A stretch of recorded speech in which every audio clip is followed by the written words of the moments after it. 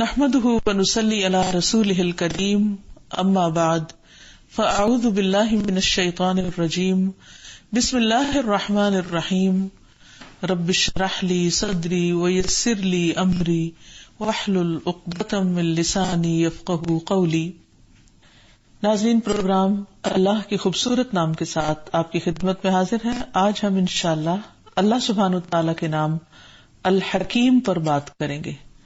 الحکیم، حکمت والا، بہترین فیصلے کرنے والا، دانائی پر مبنی ہر کام کرنے والا، جس کے کاموں اور جس کی تدبیر میں کسی قسم کا کوئی خلل نہیں ہوتا، کوئی اس کی تدبیر کو موڑ بھی نہیں سکتا، جس کا ہر فیصلہ درست فیصلہ ہوتا ہے، جس کے کسی کام میں کوئی نقص نہیں ہوتا، جس کی ہر بات درست ہوتی ہے، جس کی ہر بات حکمت پر مبنی ہوتی ہے، اور جس کا ہر فیصلہ صحیح فیصلہ ہوتا ہے، وہ ہے ہمارا رب الحکیم، صاحب حکمت، صاحب دانائی۔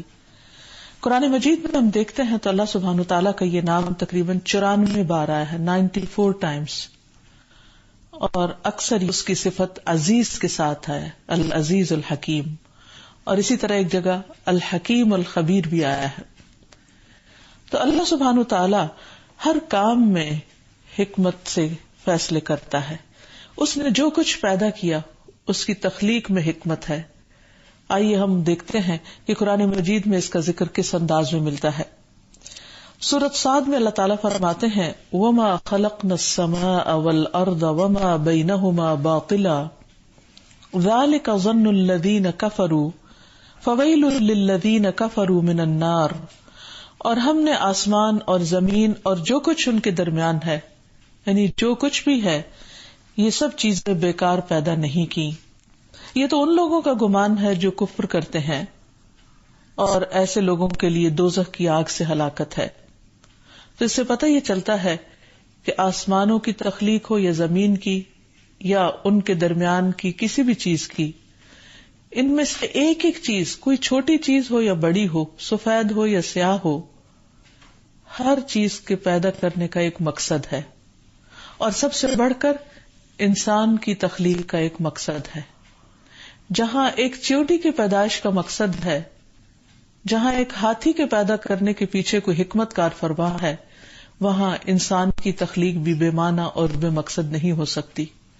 اسے باقی تمام مخلوق سے اوپر اٹھ کر، جانوروں کی سطح سے بلند ہو کر کوئی بہتر کام کرنا ہے، اور اسے اپنی زندگی کا مقصد معلوم کرنا ہے۔ انسان اگر حیوانی سطح پر رہے تو اس کا سروکار صرف کھانے پینے سے ہوتا ہے، صرف اپنی نسل کی افزائش کرنے سے ہوتا ہے، جیسے تمام جانور کرتے ہیں۔ دنیا میں آتے ہیں، اپنی زندگی گزارتے ہیں، کھاتے ہیں، پیتے ہیں، چرتے ہیں، چگتے ہیں، بچے پیدا کرتے ہیں، ان کو بڑا کرتے ہیں، اور پھر اس کے بعد جب ان کا وقت آ جاتا ہے تو وہ ختم ہو جاتے ہیں۔ لیکن اللہ سبحانہ تعالیٰ نے انسان کی تخلیق میں ایک بہت بڑا مقصد رکھا ہے، اور وہ مقصد ہے کہ انسان اپنی عقل سے کام لیتے ہوئے، اللہ سبحانہ تعالیٰ کی نشانیوں پر غور کرتے ہوئے اللہ سبحانہ تعالیٰ کی اطاعت اور فرمانبرداری کرے اور اپنے رب کو پائے۔ تو بہرحال اللہ تعالیٰ نے جو کچھ بھی پیدا کیا وہ سب ایک حکمت پر مبنی ہے، ایک مصلحت کے تحت ہے، اور عقل مند لوگ اس مصلحت کو پا لیتے ہیں، اور وہ پکار اٹھتے ہیں الذین یذکرون اللہ قیاما وقعودا وعلی جنوبہم ویتفکرون فی خلق السماوات والارض ربنا ما خلقت ھذا باطلا۔ وہ اللہ کو اٹھتے بیٹھتے لیٹتے یاد کرتے ہیں، اور زمین و آسمان کی تخلیق میں غور و فکر کرتے ہیں، اور کہتے ہیں کہ اے رب تو نے یہ سب کچھ بیکار پیدا نہیں کیا، بے مقصد نہیں ہو سکتا، ایسے کھیل تماشے کے طور پر پیدا نہیں کیا، اس کے پیچھے ضرور کوئی حکمت اور مصلحت کار فرما ہے۔ اور وہ اس نتیجے پر پہنچ جاتے ہیں کہ یہ سب کچھ ایک عظیم ہستی کا پیدا کرتا ہے، اور جب ان کے دل میں اللہ کی عظمت آتی ہے تو پھر وہ اسی کے آگے جھک جاتے ہیں، اس کی عبادت کرنے میں عار محسوس نہیں کرتے، ان کے اندر کسی قسم کا کوئی تکبر نہیں ہوتا۔ تو حقیقت یہ ہے کہ الحکیم رب نے زمین و آسمان کی ہر چیز ایک مقصد کے تحت پیدا کی۔ سورۃ الجاثیہ میں اللہ تعالیٰ فرماتے ہیں ان فی السماوات والارض لآیات للمؤمنین وفی خلقکم وما یبث من دابۃ آیات لقوم یوقنون واختلاف اللیل والنہار وما انزل اللہ من السماء من رزق فاحیا به الارض بعد موتها وتصریف الریاح آیات لقوم یعقلون. بلا شبہ آسمانوں اور زمین میں ایمان لانے والوں کے لیے کئی ایک نشانیاں ہیں، اور خود تمہاری اور ان جانوروں کی پیدائش میں بھی جو اس نے زمین میں پھیلا رکھے ہیں. یقین کرنے والوں کے لیے اس میں نشانیاں ہیں، نیز رات اور دن کے عدل بدل کر آنے میں، اور جو اللہ نے آسمان سے رزق نازل فرمایا، پھر اس زمین کو مرنے کے بعد زندہ کر دیا، اور ہواؤں کی گردش میں ان لوگوں کے لیے بہت سی نشانیاں ہیں جو عقل سے کام لیتے ہیں. تو اس سے یہ پتہ چلتا ہے کہ ایک ایک نشانی پر غور کرنا ہم پر لازم ہے، اور ہم اس میں عقل کی تسلی اور تشفی کے لیے بہت سا سامان پائیں گے اگر ہم غور و فکر کی عادت ڈال لیں، کیونکہ اللہ سبحانہ وتعالیٰ نے انسان کو سوچنے سمجھنے والا حیوان پیدا کیا ہے، اور اگر انسان سوچ سمجھ سے کام نہیں لیتا تو پھر وہ نرا حیوان ہو جاتا ہے جیسے باقی حیوانات ہیں. تو اس لیے بہت ضروری ہے کہ ان میں سے ایک ایک چیز جس کی طرف قرآن مجید میں توجہ دلائی گئی ہے، ان پر انسان ان کی تخلیق پر غور و فکر کرے، اس کے مقصد کو پہچانے، اور پھر اس دنیا میں بھی ان سے فائدہ اٹھائے، اور سب سے بڑھ کر یہ کہ پیدا کرنے والے کی عظمت کو پہچانے. ایک اور جگہ پر فرمایا أَلَمْ نَجْعَلِ الْأَرْضَ مِهَادًا وَالْجِبَالَ أَوْتَادًا وَخَلَقْنَاكُمْ أَزْوَاجًا وَجَعَلْنَا نَوْمَكُمْ سُبَاتًا وَجَعَلْنَا اللَّيْلَ لِبَاسًا وَجَعَلْنَا النَّهَارَ مَعَاشًا وَبَنَيْنَا فَوْقَكُمْ سَبْعًا شِدَادًا وَجَعَلْنَا سِرَاجًا وَهَّاجًا وَأَنزَلْنَا مِنَ الْمُعْصِرَاتِ مَاءً ثَجَّاجًا لِنُخْرِجَ بِهِ حَبًّا وَنَبَاتًا وَجَنَّاتٍ أَلْفَافًا. کیا ہم نے زمین کو ایک گہوارہ نہیں بنایا اور پہاڑوں کو میخوں کی طرح نہیں گاڑ دیا؟ یعنی غور تو کرو، دیکھو تو صحیح اللہ نے چیز بنائی کیسے. ہم کبھی انسان کی کوئی بنائی ہوئی چیز دیکھتے ہیں تو ایک دم مروب ہو جاتے ہیں، ایک دم خوش ہو جاتے ہیں، حیران ہو جاتے ہیں. تو اللہ سبحانہ وتعالیٰ نے اتنی بڑی بڑی چیزیں جو بنائی ہیں ان کی طرف توجہ کیوں نہیں کرتے؟ اور پھر فرمایا اور تمہیں جوڑے جوڑے پیدا کیا، یہ بھی اللہ کی نشانیوں میں سے ایک نشانی ہے. تمہاری نیند کو سکون کا باعث بنایا، اور رات کو پردہ پوش بنایا، دن کو معاش کا وقت بنایا. تمہارے اوپر 7 مضبوط آسمان بنا دیے، اور ایک بھڑکتا ہوا چراغ یعنی سورج بنایا، اور نچڑنے والے بادلوں سے لگاتار بارش برسائی تاکہ اس سے ہم اناج اور سبزی اور گھنے باغ اگائیں. کہ کس طرح پورا ایک لائف سائیکل ہے، ایک چیز دوسرے کو سپورٹ کر رہی ہے، ایک چیز دوسرے کا سبب ہے، اور ایک چیز دوسرے کے فائدے کے لیے ہے. تو اس میں اگر انسان کسی کے بھی فائدے کے لیے نہ ہو تو اس کا مقصد ختم ہو جاتا ہے. تو انسان کو اللہ سبحانہ وتعالیٰ کی ان حکمتوں پر اور ہر چیز کے پیدائش کے پیچھے جو حکمت ہے اس پر غور و فکر کرنا چاہیے. پھر اسی طرح رات اور دن کے بنانے میں بھی حکمت ہے. فرمایا اللہ الذی جعل لکم اللیل لتسکنوا فیہ والنہار مبصرا ان اللہ لذو فضل علی الناس ولکن اکثر الناس لا یشکرون. اللہ وہ ذات ہے جس نے تمہارے لیے رات بنائی تاکہ تم اس میں آرام کر سکو، اور دن کو روشن بنا دیا. اللہ تو یقیناً لوگوں پر بڑے فضل والا ہے، لیکن اکثر لوگ شکر ادا نہیں کرتے. یعنی نیند اللہ تعالیٰ کی نعمتوں میں سے کتنی بڑی نعمت ہے. ان لوگوں سے پوچھئے جو رات کو سو نہیں سکتے کہ کس کرب اور بے چینی اور تکلیف میں ان کی راتیں گزرتی ہیں. تو اس لیے جو لوگ اس نعمت سے مالا مال ہیں انہیں اپنے رب کا شکر ادا کرنا چاہیے. اور پھر حقیقت یہ ہے کہ سونے کے بعد انسان دوبارہ ایک نئی زندگی لے کر تر و تازہ ہو کر اٹھتا ہے اور پھر اللہ کی نعمتوں کو انجوائے کر پاتا ہے. پھر اسی طرح اللہ تعالیٰ نے ستاروں کے پیدا کرنے کی حکمت بھی بتائی کہ یہ آسمان پر جو چراغ جگمگا رہے ہیں یہ ایسے ہی بیکار نہیں لگا دیے گئے. فرمایا انا زینا السماء الدنیا بزینۃ الکواکب وحفظا من کل شیطان مارد لا يسمعون الى الملأ الاعلی ويقذفون من کل جانب. بلا شبہ ہم نے آسمان دنیا کو ستاروں کی زینت سے مزین کیا. یعنی اللہ تعالیٰ اس کے بغیر بھی آسمان بنا سکتا تھا. پھیکا سا آسمان ہوتا تو کوئی اس سے پوچھ نہیں سکتا تھا لیکن اس نے کتنا حسن بخشا ان ستاروں کے ساتھ. اور پھر صرف ایک ہی فائدہ نہیں ہے خوبصورتی کا، مزید حکمت بتائی کہ اسے ہر سرکش شیطان سے محفوظ بنا دیا. وہ عالم بالا کی باتیں سن نہیں سکتے، یعنی جو وحی الہی انسانوں کی ہدایت کے لیے اللہ تعالیٰ بھیجتے ہیں وہ اس میں مداخلت نہیں کر سکتے، اور ہر طرف سے ان پر شہاب پھینکے جاتے ہیں. ایک اور جگہ پر ستاروں کے بنانے کی حکمت بتائی گئی کہ وہ رات کے اندھیروں میں جو سمندر میں لوگ سفر کر رہے ہوتے ہیں ان کو راہ دکھانے کے کام آتے ہیں. وَبِالنَّجْمِ هُمْ يَهْتَدُونَ. پھر اسی طرح اللہ تعالیٰ ایک خاص حکمت کے ساتھ، ایک خاص پروپورشن کے ساتھ سبزیوں اور پھلوں کو اگاتا ہے.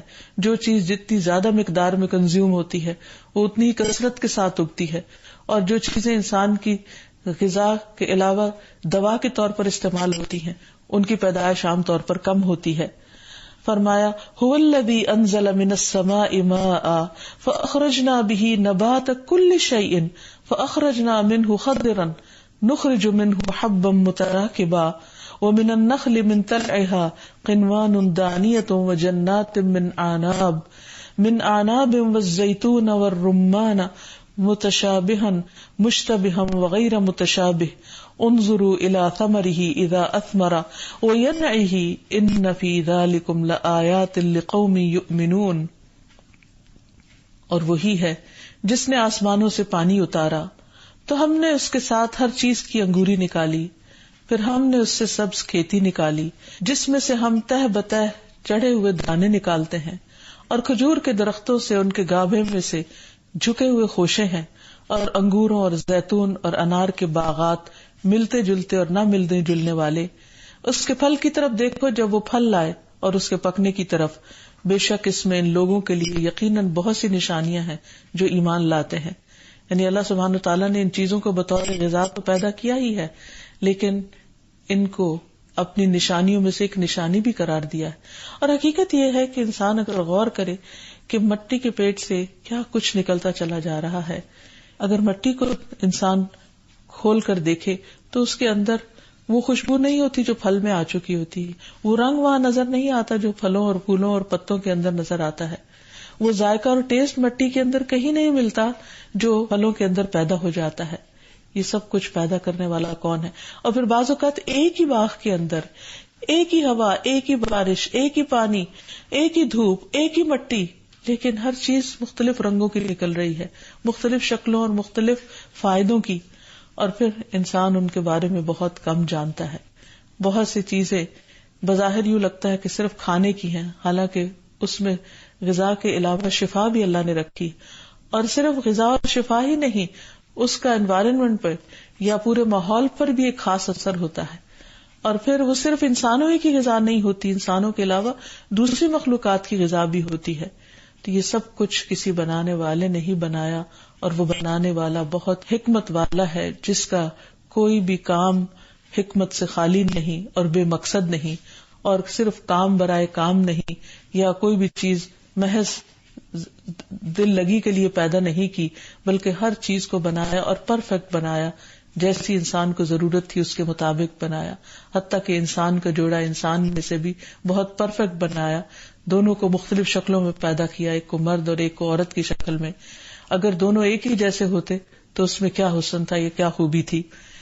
پھر اسی طرح اللہ سبحانہ وتعالی مزید چیزوں کو دیکھنے کا اور غور و فکر کی دعوت دیتے ہیں کہ جانوروں کو بھی ایک حکمت کے تحت اس نے پیدا کیا. اللہ تعالیٰ چاہتے تو انسان پیدا کر دیتے اور پھر کچھ کھانے پینے کی چیزیں زمین پر ہوتی اور بات ختم ہو جاتی، لیکن اس نے زمین پر جانور پھیلا دیے، اور اس میں کتنی قسمیں ہیں ان جانوروں کی کہ انسان کے لیے گننا دوبھر ہے.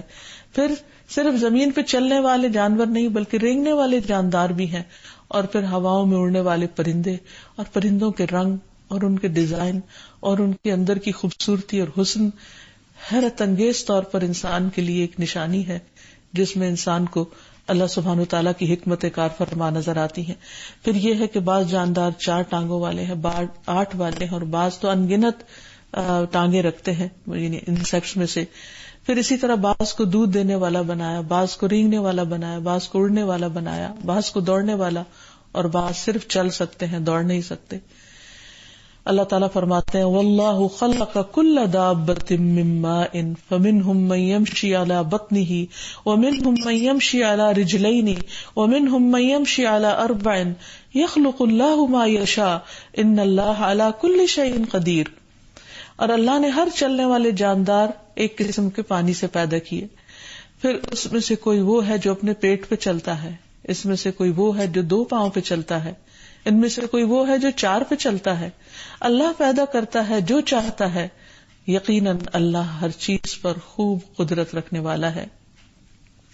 پھر تخلیق کے علاوہ باقی بھی معاملات میں جو فیصلے وہ کرتا ہے وہ فیصلے بھی سراسر حکمت پر مبنی ہوتے ہیں. ہمیں بعض فیصلوں کی حکمت سمجھ میں نہیں آتی اور ہم اس پر دل تنگ بھی ہوتے ہیں، لیکن اس میں بھی بہت بڑی مصلحت کار فرما ہوتی ہے. اللہ سبحانہ وتعالیٰ نے انسانوں کی تقدیر بنائی اور بہت ہی اچھی بنائی، اور ہوتا وہ ہے جو وہ چاہتا ہے اور وہ نہیں ہوتا جو نہیں چاہتا، کیونکہ اس میں سراسر خیر اور بھلائی ہوتی ہے. تو بحیثیت مسلمان ہمارا اس بات پر ایمان ہونا چاہیے کہ اللہ سبحانہ وتعالیٰ کا کوئی بھی فیصلہ ظلم پر مبنی نہیں، وہ سراسر عدل پر مبنی ہے. وہ اس نے صاف طور پر فرما دیا کہ اپنے بندوں پر ظلم کرنے والا نہیں. اور پھر ہم یہ بھی جانتے ہیں کہ وہ ہر چیز کا مکمل علم رکھتا ہے، ہم یہ بھی جانتے ہیں کہ وہ ہر چیز پر پوری پوری قدرت رکھتا ہے، لہذا جو فیصلہ وہ کرتا ہے وہ خیر سے خالی نہیں ہوتا، اس کے کسی فیصلے میں کوئی شر نہیں. جیسے نبی صلی اللہ علیہ وسلم اپنی صبح کی دعاؤں میں فرمایا کرتے تھے وَالشَّرُّ لَيْسَ إِلَيْكَ، شر تیری طرف منسوب نہیں کیا جا سکتا، یعنی تیرے کسی بھی فیصلے پر اعتراض نہیں ہو سکتا اور نہ کسی قسم کی کوئی ناراضگی. حضرت عائشہ رضی اللہ تعالیٰ عنہا پر جب الزام لگا تھا تو سارے لوگ سخت پریشان ہوئے، خود نبی صلی اللہ علیہ وسلم بھی پریشان رہے، لیکن اللہ تعالیٰ نے جب ان کے دفاع میں آیات نازل کی تو اس میں فرمایا کہ لا تحسبوه شرا لکم بل هو خیر لکم، اس واقعے کو بھی اپنے حق میں برا نہ سمجھو، اس میں بھی تمہارے لیے خیر اور بھلائی ہے. اتنی بڑی بات کہ جس سے پورا مدینہ متاثر ہو کر رہ گیا اور 1 مہینے تک پریشان ہو کر رہ گیا، اس قدر شدید پریشانی کو بھی اللہ تعالیٰ فرماتے یہ بھی تمہارے حق میں خیر ہے، یہ بھی تمہارے لیے بہتر ہے. اور اگر اس واقعے پر غور کیا جائے تو واقعی اس میں سے بہت سی ایسی چیزیں نظر آتی ہیں، بہت سی چیزیں سیکھنے کو ہیں اور ہماری زندگیوں میں قابل عمل بھی ہیں. پھر اسی طرح عورتوں کے ساتھ معاملہ کرتے ہوئے اللہ سبحانہ وتعالیٰ فرماتے ہیں کہ ان کے ساتھ اچھے سلوک کے ساتھ پیش آؤ، اور اگر وہ تمہیں ناپسند بھی ہوں تو بھی ان کے ساتھ زیادتی نہ کرنا. فَإِن كَرِهْتُمُوهُنَّ فَعَسَىٰ أَن تَكْرَهُوا شَيْئًا وَيَجْعَلَ اللَّهُ فِيهِ خَيْرًا كَثِيرًا. پھر اگر تم انہیں ناپسند بھی کرتے ہو، کسی وجہ سے وہ عورت تمہیں اچھی نہیں بھی لگتی، تو ممکن ہے تم کسی چیز کو ناپسند کرو اور اللہ نے اس میں تمہارے لیے بہت سی بھلائی رکھی ہو. اور یہ ایک حقیقت ہے کہ بعض اوقات اللہ تعالیٰ اسی خاتون سے ایسی اولاد عطا کرتا ہے یا دنیا میں یا آخرت میں ایسا فیض عطا کرتا ہے جو اس کے بغیر ہو نہیں سکتا. تو مومن کا ہر حال خیر پر مبنی ہوتا ہے. نبی صلی اللہ علیہ وسلم نے فرمایا کہ مومن کے ہر حال میں خیر ہے. اگر اسے تکلیف پہنچتی ہے اور وہ صبر کرتا ہے تو اس میں بھی خیر ہے، اور اگر اس کو کوئی نعمت ملتی ہے اور وہ شکر ادا کرتا ہے تو اس میں بھی اس کے لیے خیر ہے. اور اس کے لیے، اور یہ صرف مومن ہی کے لیے ہے جو اللہ کے فیصلوں پر اعتماد کرتا ہے، یقین رکھتا ہے. پھر اسی طرح زندگی میں انسان کو مختلف طرح کی آزمائشیں، مصیبتیں، تکلیفیں آتی رہتی ہیں اور انسان سمجھتا ہے کہ میرے ساتھ بڑی زیادتی ہوئی. بعض اوقات وہ چلا اٹھتا ہے کہ اٹس ناٹ فیئر، یہ شاید یہ اللہ تعالیٰ کا عدل نہیں، نعوذ باللہ. ایسا کچھ بھی نہیں، ہر معاملے میں خیر ہی خیر ہوتی ہے. اللہ تعالیٰ فرماتے ہیں ما اصاب من مصیبت فی الارض ولا فی انفسکم الا فی کتاب من قبل ان نبرأها ان ذلك علی اللہ یسیر لکی لا تأسوا علی ما فاتکم ولا تفرحوا بما آتاکم واللہ لا يحب کل مختال فخور. کوئی مصیبت نہ زمین پر پہنچتی ہے اور نہ تمہاری جانوں پر مگر وہ ایک کتاب میں لکھی ہے اس سے پہلے کہ ہم اسے پیدا کریں. یقیناً یہ اللہ کے لیے بہت آسان ہے تاکہ تم نہ اس پر غم کرو جو تمہارے ہاتھ سے نکل جائے اور نہ اس پہ اکڑ جاؤ جو تمہیں وہ عطا کرے. اور اللہ کسی تکبر کرنے والے، بہت فخر کرنے والے سے محبت نہیں رکھتا. یعنی اس سے یہ پتہ چلتا ہے کہ اللہ سبحانہ وتعالیٰ جب انسان کو کسی تکلیف میں مبتلا کرتا ہے تو وہ اس کو کچھ سکھانا مطلوب ہوتا ہے، اس کے لیے کوئی خیر اور بھلائی مطلوب ہوتی ہے جو اسی راستے سے آتی ہے. کیونکہ اللہ سبحانہ وتعالیٰ جب کسی بندے سے محبت کرتا ہے تو اس کو آزما لیتا ہے. بخاری کی حدیث میں آتا ہے کہ جس کے ساتھ اللہ بھلائی کا ارادہ کرتا ہے، یعنی اس کو کوئی خیر عطا کرنا چاہتا ہے، تو اللہ تعالیٰ اسے مصیبت میں مبتلا کر دیتا ہے جو اس راستے کے بغیر اس کو مل نہیں سکتے. اور حقیقت میں دنیا میں عام زندگی کا بھی اصول یہی ہے کہ انسان مشکلات سے گزرتا ہے تو اس کے لیے آسانیاں پیدا ہوتی ہیں، اور جو لوگ صرف آسانیوں میں رہتے ہیں ان کے لیے زندگی دوبھر ہو کر رہ جاتی ہے. رسول اللہ صلی اللہ علیہ وسلم نے یہ بھی فرمایا کہ اللہ تعالیٰ کے ہاں ایک آدمی کے لیے بلند مرتبے کا فیصلہ کر دیا جاتا ہے، لیکن وہ اپنے اعمال کے بلبوتے پر وہاں تک رسائی حاصل نہیں کر رہا ہوتا، یعنی اس کے عمل اتنے اچھے نہیں ہوتے کہ اس بلند درجے پہ پہنچے. اس لیے اللہ تعالیٰ اسے مسلسل ایسی آزمائشوں کے ساتھ آزماتا رہتا ہے جنہیں وہ ناپسند کرتا ہے، یہاں تک کہ وہ اپنے اس مرتبے تک پہنچ جاتا ہے. یعنی اعمال کی وجہ سے نہیں، آزمائشوں پر صبر کرنے کی وجہ سے. پھر اسی طرح اللہ سبحانہ وتعالی بندوں کو ثواب دینا چاہتے ہیں، اجر اور جزا دینا چاہتے ہیں ان آزمائشوں کے ذریعے. نبی صلی اللہ علیہ وسلم نے فرمایا زیادہ ثواب بڑی آزمائش کے ساتھ ہے. اس کا یہ مطلب نہیں کہ انسان مانگے، اللہ تعالیٰ نے انسان کے لیے عافیت کی دعا کو پسند کیا ہے، لیکن اگر کسی پر بڑی تکلیف آ گئی ہے تو بس یقین کر لینا چاہیے کہ اس کے لیے اجر بھی بہت بڑا ہے. اور جب اللہ کسی قوم سے محبت کرتا ہے تو انہیں آزمائش میں مبتلا کر دیتا ہے. کتنے لوگ ہیں جو یہ سمجھتے ہوں تکلیف کے وقت کہ یہ اللہ تعالیٰ کی محبت ہے، یہ اللہ تعالیٰ کی عنایت ہے. اکثر تو یہ سمجھتے کہ شاید اللہ تعالیٰ ہم سے ناراض ہو گیا ہے، اس لیے اس نے ہمیں آزمائش میں ڈال دیا ہے. پھر اسی طرح بعض آزمائشیں انسانوں کی گناہوں کی معافی کے لیے بھی آتی ہیں.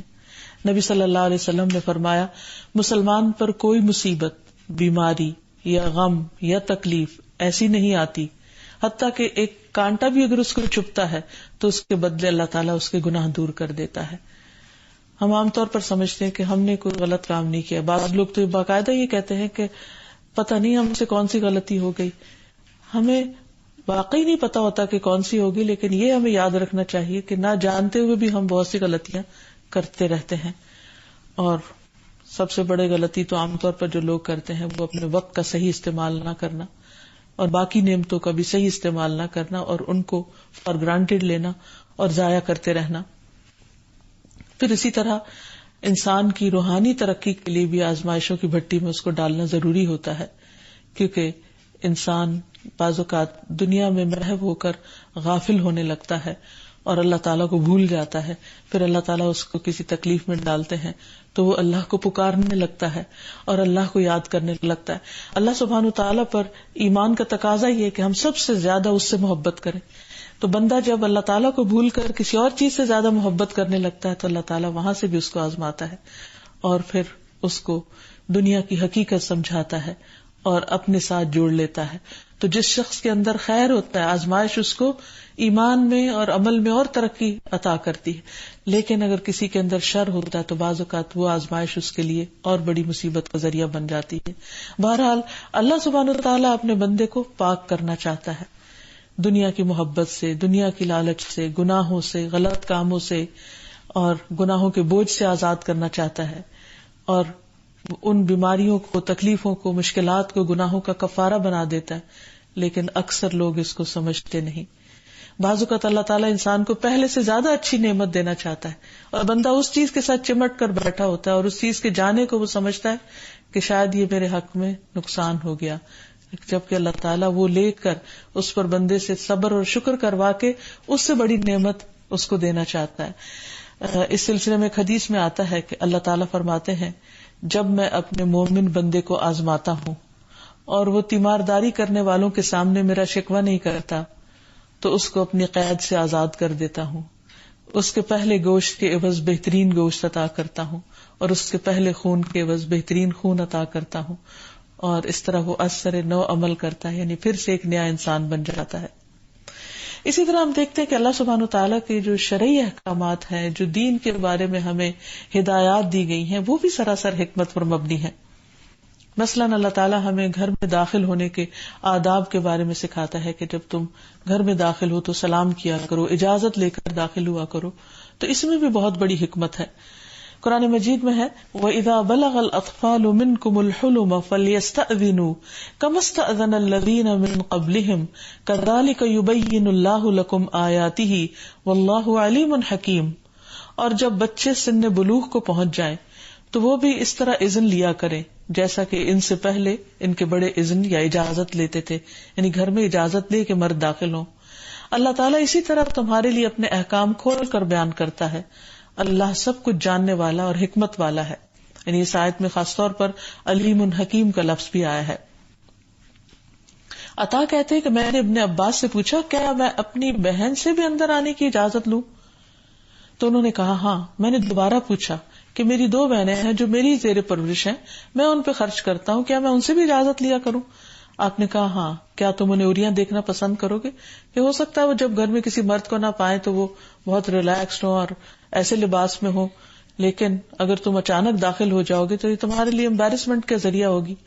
تو اس کے بعد آپ نے یہ آیت پڑھی کہ اے لوگوں وہ جو ایمان لائے ہو، چاہیے کہ وہ لوگ تم سے اجازت طلب کریں جو تمہاری ملکیت میں ہے.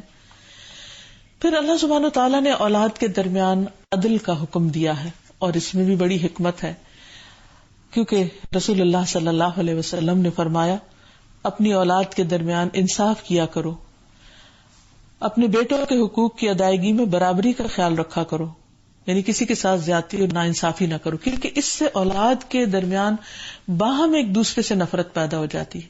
یعنی جب ایک باپ ایک بچے کو دوسرے پر زیادہ ترجیح دیتا ہے تو ان کے آپس کے تعلقات خراب ہو جاتے ہیں، اور جب ان کا آپس کا لڑائی جھگڑا ہوتا ہے تو یہ چیز پھر ماں یا باپ کو تکلیف دینے والی ہوتی ہے. تو اس لیے اس سے بھی بچنا چاہیے. پھر اسی طرح آپ صلی اللہ علیہ وسلم نے فرمایا اللہ سے ڈرو اور اپنی اولاد کے درمیان عدل کرو، جیسا کہ تم پسند کرتے ہو کہ وہ تمہارے ساتھ حسن سلوک کریں. تو اس لیے اگر کوئی تحفے تحائف دینے ہو بچوں کو، یا ان کے ساتھ پیار محبت کا معاملہ ہو، یا شفقت کا معاملہ ہو، تو ان تمام چیزوں میں عدل کرنا چاہیے تاکہ ایک بچہ دوسرے بچے سے جیلس نہ ہو یا واپس ماں باپ کے ساتھ نفرت نہ کرے. کیونکہ جب کسی بچے کو اگنور کر دیا جاتا ہے یا اس کی کمزوری کی وجہ سے اس پر توجہ نہیں دی جاتی تو وہ بچہ والدین کی محبت کھو بیٹھتا ہے. یعنی ماں باپ اس کی طرف توجہ نہیں کرتے اور وہ ماں باپ کی طرف نہیں کرتا، جس کے نتیجے میں ایک خون کے رشتے میں خلل آ جاتا ہے، اور یہ انسان کے لیے نقصان دہ ہے. پھر اسی طرح اللہ سبحانہ تعالیٰ نے وراثت کے احکامات دیے اور ان میں خود فیصلے فرمائے کہ کس کو کتنا ملنا چاہیے، لڑکی کو کتنا دیا جائے، لڑکے کو کتنا دیا جائے، والدین کا کتنا حصہ ہو، باقی رشتہ داروں کا کیا ہو. اور اس معاملے میں اللہ سبحانہ تعالیٰ نے اپنے نبی کو بھی اختیار نہیں دیا کہ وہ ان حصوں میں کسی قسم کی کوئی تبدیلی کرے. لہذا ان حصوں پر اعتراض کرنا یہ بھی اللہ سبحانہ تعالیٰ کے لیے شکر گزار نہ ہونا ہے اور اس کی حکمت کو نہ سمجھنا ہے، کیونکہ ہمارا علم کم ہے، ہماری عقل کم ہے. واللہ یعلم وانتم لا تعلمون، اللہ جانتا ہے اور تم نہیں جانتے. اس لیے بہت ضروری ہے کہ ہم اس حکمت کو سمجھتے ہوئے اللہ سبحانہ تعالیٰ کے احکامات پر سر تسلیم خم کر دیں. پھر اسی طرح اللہ سبحانہ تعالیٰ جو وصیت کا حکم دیتے ہیں اس میں بھی بڑی حکمت ہے. بعض رشتہ دار ایسے ہوتے ہیں کہ جن کا ورثے میں حصہ نہیں مل رہا ہوتا، لیکن وصیت کے ذریعے انسان اپنے مال میں سے 1/3 ان رشتہ داروں کو فیض پہنچا سکتا ہے. یعنی انسان کا جب قرض ادا ہو جائے اور اس کے باقی ذمہ داریاں پوری ہو جائیں تو ورثہ تقسیم ہونے سے پہلے ان کا حق دے دیا جائے گا، اور اس میں خاص طور پر یتیم پوتے کو اسی حصے میں سے حصہ مل سکتا ہے، یعنی وصیت کے ذریعے. پھر اسی طرح اللہ تعالیٰ نے جن چیزوں کو حلال قرار دیا یا جن کو حرام قرار دیا ان میں بھی بڑی حکمت ہے. ویسے قرآن مجید میں کھول کے ہمیں بتا دیا گیا کہ کیا کیا چیزیں تمہارے لیے حرام ہیں. ارشاد باری تعالیٰ ہے قُلْ لَا أَجِدُ فِي مَا أُوحِيَ إِلَيَّ مُحَرَّمًا عَلَىٰ طَاعِمٍ يَطْعَمُهُ إِلَّا أَن يَكُونَ مَيْتَةً أَوْ دَمًا مَّسْفُوحًا أَوْ لَحْمَ خِنزِيرٍ فَإِنَّهُ رِجْسٌ أَوْ فِسْقٌ أُهِلَّ لِغَيْرِ اللَّهِ بِهِ فَمَنِ اضْطُرَّ غَيْرَ بَاغٍ وَلَا عَادٍ فَإِنَّ رَبَّكَ غَفُورٌ رَحِيمٌ. آپ ان سے کہیے کہ جو وحی میری طرف آئی ہے اس میں تو کوئی ایسی چیز نہیں پاتا جو کھانے والے کے لیے حرام کی گئی ہو، الا یہ کہ وہ مردار ہو یا بہایا ہوا خون ہو یا خنزیر کا گوشت ہو کیونکہ وہ ناپاک ہے، یا فسق ہو کہ وہ چیز اللہ کے سوا کسی اور کے نام سے مشہور کر دی گئی ہو. ہاں جو شخص لاچار ہو جائے اس حال میں کہ وہ نہ تو اللہ کے قانون کا باغی ہو اور نہ ضرورت سے زیادہ کھانے والا ہو تو وہ اسے معاف ہے. کیونکہ آپ کا رب بخشش فرمانے والا اور رحم کرنے والا ہے. تو اس سے یہ پتہ چلتا ہے کہ انسانوں کے لیے بہتا خون، خنزیر کا گوشت اور مردار اور اللہ کے سوا کسی اور کا نام لیا ہوا کھانا یہ حرام قرار دیا گیا ہے، اور اس میں بھی بہت حکمتیں ہیں. اب دیکھیے کہ کھانا اللہ نے پیدا کیا ہے، لیکن اگر اللہ کے سوا کسی اور کا نام اس پر لیا جائے تو اس کھانے کے اندر سے وہ روحانیت اور ایمانی خو جو ہے وہ ختم ہو جاتی ہے. اسی طرح آج جدید تحقیقات کی روشنی میں ہم سب جانتے ہیں کہ مردار ہو یا خون ہو یہ بہت سی بیماریوں کو کیری کرتے ہیں، اور اگر انسان ان کو کھاتا ہے تو دراصل وہ اپنے لیے بیماری مول لیتا ہے اور اس کے لیے نقصان دہ. اسی طرح خنزیر کے بارے میں بھی بہت کچھ تحقیقات موجود ہیں کہ وہ کتنا غلیظ جانور ہے اور اس کے کھانے سے انسان کے اخلاق پر کتنا برا اثر پڑتا ہے. پھر اسی طرح اللہ سبحانہ تعالیٰ نے مختلف کاموں کا کفارہ رکھا ہے قرآن مجید میں کہ جب کوئی گناہ سرزد ہو جائے تو اس کی معافی کے لیے انسان کفارہ دے، جیسے قتل کے گناہ میں یا اور چیزوں میں. تو اس کے پیچھے بھی ایک بہت بڑی حکمت ہے. مثلا قسم توڑنے پر جو کفارہ ہے، یا اور چیزوں پر جو غلام آزاد کرنے یا روزے رکھ کر یا صدقہ کر کے جو کفارہ دیا جاتا ہے. تو اس طرح کے تمام احکامات جو ہیں، یعنی ایک تو ہے عام احکامات اور ایک یہ کہ خصوصی احکامات، ان سب کے پیچھے اللہ سبحانہ تعالیٰ کی حکمت کار فرما ہے. اور جو شخص اللہ کے الحکیم ہونے پر ایمان رکھتا ہے اسے ان میں سے کسی بھی چیز پر اعتراض نہیں ہونا چاہیے. اور اگر ایمان لے آئے انسان اللہ تعالیٰ کی صفت پر تو پھر اس کے اثرات انسان کی اپنی زندگی میں بھی نظر آنے چاہیے. سب سے پہلی بات تو یہ کہ انسان اپنی عقل کو اور اپنی سمجھ کو ترقی دے اور اللہ تعالیٰ سے حکمت مانگے، کیونکہ قرآن مجید میں آتا ہے یؤتی الحکمت من یشاء ومن یؤت الحکمت فقد اوتی خیرا کثیرا. وہ جس کو چاہتا ہے حکمت عطا کرتا ہے، اور جس کو حکمت مل جائے اس کو تو خیر کثیر مل جاتی. اور حکمت کیا ہے؟ کسی بھی چیز کو اس کی صحیح جگہ پر رکھنا، یعنی اپنے آپ کو، اپنے کام کو، مقام کو، مرتبے کے دوسرے کے کام، مقام، مرتبے اور زندگی میں مختلف فیصلے کرنے کی جو صلاحیت ہے ان کو صحیح طور پر صحیح جگہ رکھنا.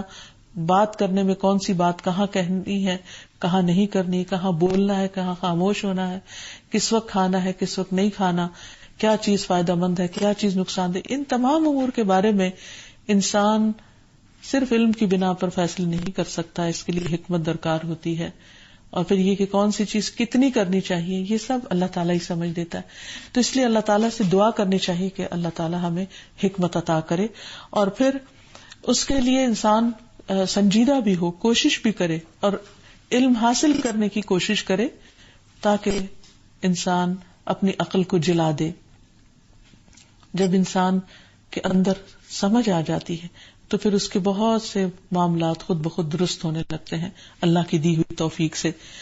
اور اس میں خاص طور پر دین کی تبلیغ کے وقت انسان کو حکمت سے کام لینا چاہیے، کیونکہ اللہ سبحانہ وتعالیٰ کا پیغام بہت خوبصورت ہے، لیکن بعض اوقات اس کو ایسے بھدے طریقے سے پہنچایا جاتا ہے کہ سننے والا اس سے اوفینڈ ہو جاتا ہے، ناراض ہو جاتا ہے، اور وہ اس کی حکمت کو سمجھ نہیں پاتا اور اس کو قبول نہیں کر پاتا. اسی لیے اللہ تعالیٰ نے قرآن مجید میں نبی صلی اللہ علیہ وسلم کو بھی حکم دیا کہ ادعو الی سبیل ربک بالحکمت والموعظۃ الحسنۃ، کہ لوگوں کو اپنے رب کے راستے کی طرف بلاؤ حکمت اور اچھی نصیحت کے ساتھ، کیونکہ انسان کے لیے دوسرے کی بات کو ویسے بھی ماننا اور قبول کرنا مشکل ہوتا ہے، اور اگر انداز درست نہ ہو تو اور بھی زیادہ مشکل ہو جاتا ہے. یہاں تک یہ فرمایا گیا کہ وجادلہم باللتی ہی احسن، کہ ان سے جھگڑیے تو اس طریقے پر جو بہترین ہو، یعنی اگر کہیں بحث مباحثے کی ضرورت پیش آ جائے تو وہاں بھی اچھا انداز اختیار کیا جائے. ان ربک هو اعلم بمن ضل عن سبیلہ وهو اعلم بالمہتدین، تمہارا رب خوب جانتا ہے جو راہ راست سے بھٹک چکا ہے، اور راہ راست پہ چلنے والوں کو بھی خوب جانتا ہے. یعنی اللہ سبحانہ وتعالیٰ ہر چیز کی حقیقت جانتا ہے، اس لیے اس کو اللہ پہ چھوڑ دو کہ کون بھٹکا ہوا اور کون سیدھے راستے پر ہے. تم اپنا کام خوبصورت طریقے سے کرتے رہو، کیونکہ جب تک انسان کے دل میں جس کو وہ اللہ کی طرف بلا رہا ہے اس کے لیے خیر خواہی نہیں ہوگی، اس کے لیے ہمدردی نہیں ہوگی، تو انسان اس کو صحیح بات بتا نہیں سکتا، کیونکہ اگر انسان ججمنٹل ہو اور اپنے دل میں منفی خیال رکھتا ہو کسی بھی ایسے شخص کے بارے میں جس کو وہ اللہ کی بات بتا رہا ہے، تو وہ بات اس پر پھر اثر نہیں کرے گی. تو اسی لیے فرما دی گئی کہ تمہارے رب کو سب پتا ہے کون بھٹکا ہوا ہے اور کون نہیں. تم اس پر توجہ دینے کی بجائے کہ کون بھٹکا ہوا اور کون نہیں، اور ان کے فیصلے کرنے کی بجائے اس چیز کو دیکھو کہ ان کو کون سی بات رب کے زیادہ قریب لا سکتی ہے. پھر اسی طرح حکمت ہی کا تقاضا ہے کہ انسان دوسروں سے جب عام گفتگو بھی کرے تو ان کے لیول پر کرے، ان کو سمجھ آنے والی ہو، یعنی قابل فہم انداز اختیار کرے. ایسی بات نہ ہو کہ جس میں دوسرے مشکل میں پڑ جائیں. نبی صلی اللہ علیہ وسلم کی گفتگو کا طریقہ یہ ہوتا تھا کہ آپ بہت ٹھہر ٹھہر کے بولتے تھے، بات کو سمجھایا کرتے تھے اور پھر مختصر بات کیا کرتے تھے. عمار کہتے ہیں کہ میں نے رسول اللہ صلی اللہ علیہ وسلم کو یہ فرماتے ہوئے سنا کہ آدمی کی لمبی نماز اور خطبے کو مختصر کرنا اس کی سمجھداری کی علامت ہے. بس نماز کو لمبا کرو اور خطبے کو مختصر کرو، کیونکہ بعض بیان جادو اثر رکھتے ہیں، یعنی تھوڑی بات بھی بہت کافی ہو جاتی ہے. پھر سوال یہ پیدا ہوتا ہے کہ حکمت حاصل کیسے کی جائے، یعنی انسان کیا کرے کہ اس کو حکمت ملے. اس کے لیے سب سے پہلی چیز قرآن کے ساتھ گہرا تعلق، کیونکہ قرآن حکمت والی کتاب ہے، حکمت والے رب نے اتاری ہے. قرآن مجید کو بھی والقرآن الحکیم کہا گیا ہے اور اس کی حکمت کی قسم کھائی گئی ہے کہ قسم ہے حکمت والے قرآن کی. اس لیے جو شخص یہ چاہتا ہے کہ اس کی عقل اور فہم اور سمجھ بہترین ہو، اس کو چاہیے کہ وہ قرآن مجید کو غور سے پڑھے. اس سلسلے میں کعب بیان کرتے ہیں کہ قرآن کو لازم پکڑو، کیونکہ قرآن عقل کی تیزی، حکمت کی روشنی اور علم کا سر چشمہ ہے. اسی طرح سنت کی تعلیم، نبی صلی اللہ علیہ وسلم کو اللہ تعالیٰ نے خاص طور پر حکمت عطا کی تھی، لہذا آپ کی سیرت کا مطالعہ کرنا، آپ کی احادیث کا مطالعہ کرنا، آپ کی باتوں پر غور و فکر کرنا اور ان سے اپنی زندگی کے لیے سبق لینا یہ نہایت ضروری ہے. ازواج مطہرات کو اس چیز کا حکم دیا گیا، وَاذْكُرْنَ مَا يُتْلَى فِي بُيُوتِكُنَّ مِنْ آيَاتِ اللَّهِ وَالْحِكْمَةِ إِنَّ اللَّهَ كَانَ لَطِيفًا خَبِيرًا.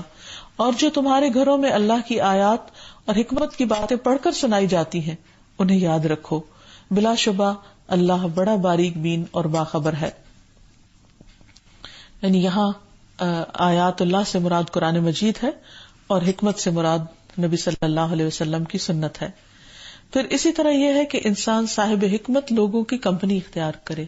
ایسے لوگ جن کو اللہ تعالیٰ نے حکمت دی ہے، جن کو اللہ تعالیٰ نے معاملات کی سمجھ دی ہے اور مختلف امور کے اوپر بہترین علم دیا ہے، تو ان کی صحبت اور ان کی کمپنی اختیار کرنے سے بھی انسان کو حکمت حاصل ہوتی ہے.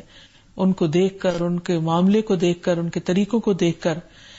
پھر اسی طرح یہ ہے کہ انسان دوسروں کو بھی اس کی تعلیم دے، یعنی جو صاحب حکمت لوگ ہیں یا جن کو اللہ تعالیٰ نے قرآن و سنت میں فہم عطا کیا ہے یا اس میں سے سبق لینے کی صلاحیت بخشی ہے، تو ان کے لیے لازم ہے کہ وہ اس علم کو دوسروں کے ساتھ شیئر کریں، اس کو بانٹیں، کیونکہ جو انسان دوسروں کے ساتھ بھلائی کرتا ہے تو اللہ تعالیٰ اس کی طرف بھلائی کو لوٹا دیتے ہیں. ابن مسعود رضی اللہ عنہ روایت کرتے ہیں، انہوں نے بیان کیا کہ میں نے نبی صلی اللہ علیہ وسلم کو فرماتے ہوئے سنا کہ حسد صرف دو چیزوں پر جائز ہے. ایک وہ شخص جس کو اللہ نے مال دیا اور اس کو راہ حق پر خرچ کرنے کی قدرت دی، اور دوسرا وہ شخص جسے اللہ نے حکمت دی اور وہ اس کے ذریعے فیصلے کرتا ہے اور وہ اس کی تعلیم بھی دیتا ہے، یعنی خود بھی اس کا استعمال کرتا ہے اور دوسروں کو بھی سکھاتا ہے.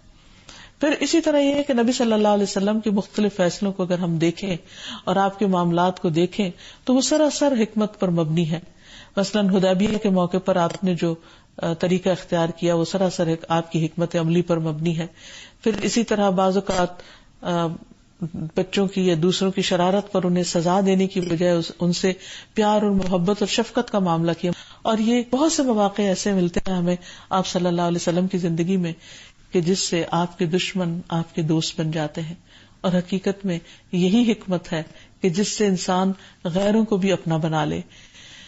اسلام کے ساتھ کچھ دعائیں بھی ملتی ہیں. مثلاً قرآن مجید میں دعا آتی ہے، ربنا لا تجعلنا فتنة للذین کفروا واغفر لنا ربنا انک انت العزیز الحکیم. اے ہمارے رب، ہمیں ان لوگوں کے لیے آزمائش نہ بنا جنہوں نے کفر کیا، اور ہمیں بخش دے اے ہمارے رب، یقیناً تو ہی سب پر غالب اور کمال حکمت والا ہے۔ پھر اسی طرح ابراہیم علیہ السلام کی دعا بھی ملتی ہے، ربنا وابعث فیہم رسولا منہم یتلو علیہم آیاتک ویعلمہم الکتاب والحکمت ویزکیہم انک انت العزیز الحکیم۔ اے ہمارے رب، ان میں ایک رسول مبعوث فرما جو انہی میں سے ہو، وہ ان کے سامنے تیری آیات کی تلاوت کرے، انہیں کتاب اور حکمت کی تعلیم دے اور ان کو پاکیزہ بنا دے، بلا شبہ تو غالب اور حکمت والا ہے۔ پھر اسی طرح فرشتوں کی مومنوں کے لیے دعا ہے، ربنا وادخلہم جنات عدن التی وعدتہم ومن صلح من آبائہم وازواجہم وذریاتہم انک انت العزیز الحکیم۔ اے ہمارے رب، انہیں ہمیشہ رہنے والے باغات میں داخل کر جس کا تو نے ان سے وعدہ کر رکھا ہے، اور ان کے آباء و اجداد اور ان کی بیویوں اور ان کی اولاد میں سے جو نیک ہیں انہیں بھی بلا شبہ تو ہر چیز پر غالب اور حکمت والا ہے۔ تو اللہ سبحانہ وتعالیٰ کے اس نام کے ساتھ اللہ سے حکمت بھی مانگنی چاہیے اور اچھا انجام بھی، اور اسی طرح حکمت ملنے کی دعا کرنی چاہیے، جیسے ابراہیم علیہ السلام دعا کیا کرتے تھے کہ رب ہب لی حکما والحقنی بالصالحین، اے میرے رب مجھے حکمت عطا کر دے اور مجھے صالح لوگوں میں شامل کر دے۔ تو اللہ تعالیٰ سے دعا ہے کہ وہ الحکیم رب ہمیں حکمت عطا کرے اور ہمیں واقعی اپنی تمام زندگی میں حکمت سے کام لینے کی توفیق دے، کیونکہ جس کو حکمت مل گئی اس سے خیر کثیر مل گئی۔ وآخر دعوانا ان الحمد للہ رب العالمین۔